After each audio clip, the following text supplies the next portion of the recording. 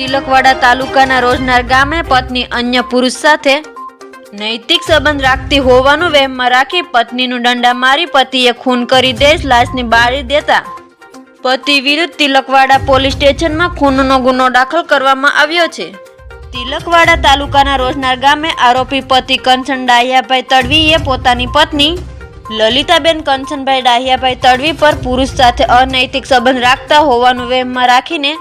તારીખ 26 મે રોજ સાંજના આશરે 8 વાગ્યાની આસપાસ પોતાના રોજનાર ગામની સીમમાં આવેલા ખેતરમાં પાકીટ ખોવાઈ ગયેલાનું ખોટું બહાનું બતાવીને ખેતર લઈ ગયો હતો અને દંડાથી માથાના પાછળના ભાગે મારી મોત નિપજાવ્યું હતું।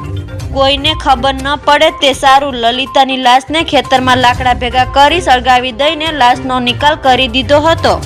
અને આરોપી પોતે ગુનો કરેલો હોવાનું સારી રીતે જાણવા છતાં પોલીસ સ્ટેશનમાં ખાતે આવી લલિતાબેન ગુમ થયા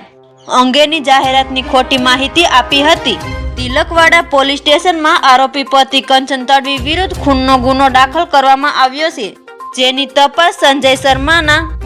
અધિક્ષક દ્વારા કરવામાં આવી રહી છે।